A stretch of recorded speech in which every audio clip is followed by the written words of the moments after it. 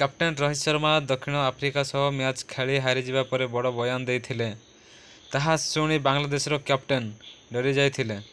ରୋହିତ ଶର୍ମା କହିଥିଲେ, ଦକ୍ଷିଣ ଆଫ୍ରିକା ସହ 5 ୱିକେଟରେ ହାରିଯିବା ପରେ ବଡ଼ ବୟାନ ଦେଇଥିଲେ। ରୋହିତ ଶର୍ମା କହିଲେ ଯେ 3ଟି ମ୍ୟାଚ୍ ଖେଳିବା ସମୟରେ ଲୋକେଶ ରାହୁଲ ନିଜର ଭଲ ରନ୍ ସଂଗ୍ରହ କରିପାରିନଥିଲେ। କ୍ୟାପ୍ଟେନ୍ ରୋହିତ ଶର୍ମା କହିଥିଲେ ଯେ 2ଟି ମ୍ୟାଚ୍ ଖେଳି 2ଟି ଯାକ ଜିତିଥିଲୁ। ପ୍ରଥମ ମ୍ୟାଚ୍ ନ୍ୟୁଜିଲାଣ୍ଡ ସହ ମ୍ୟାଚ୍ ଥିଲା, ବର୍ଷା ଯୋଗୁଁ ଖେଳି ପାରିନଥିଲୁ।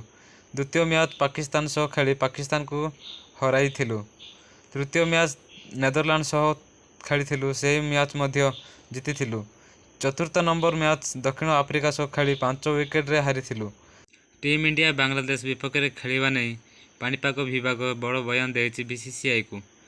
ବିସିସିଆଇ କହିଲା, ଯଦି ବର୍ଷା ଯୋଗୁଁ ଖେଳ ରହିଯାଏ ତେବେ 2ଟି ଟିମ୍କୁ 1-1 ପଏଣ୍ଟ ଲେଖାଏଁ ଦିଆଯିବ ବୋଲି ବିସିସିଆଇ କମିଟି ନିଷ୍ପତ୍ତି ନେଇଛି। କ୍ୟାପ୍ଟେନ୍ ରୋହିତ ଶର୍ମା ଲୋକେଶ ରାହୁଲଙ୍କୁ କହିଲେ ଯେ ତମେ 3ଟି ମ୍ୟାଚ୍ ମଧ୍ୟରେ ଭଲ ରନ୍ କରିବାରେ ସଫଳ ହୋଇପାରିନ। ଲୋକେଶ ରାହୁଲ ମଧ୍ୟ ସତ ମାନିଥିଲେ। କ୍ୟାପ୍ଟେନ୍ ରୋହିତ ଶର୍ମା ଲୋକେଶ ରାହୁଲଙ୍କୁ ବାଂଲାଦେଶ ବିପକ୍ଷରେ ଖେଳିବା ପାଇଁ ମଧ୍ୟ ମନା କରିଦେଇଥିଲେ। ଲୋକେଶ ରାହୁଲ ମଧ୍ୟ ରାଜି ହୋଇଯାଇଥିଲେ। ଲୋକେଶ ରାହୁଲ ଜାଗାରେ କ୍ୟାପ୍ଟେନ୍ ରୋହିତ ଶର୍ମା ଋଷଭ ପନ୍ତଙ୍କୁ ଟିମ୍ ଇଣ୍ଡିଆରେ ସାମିଲ କରିଦେଇଥିଲେ।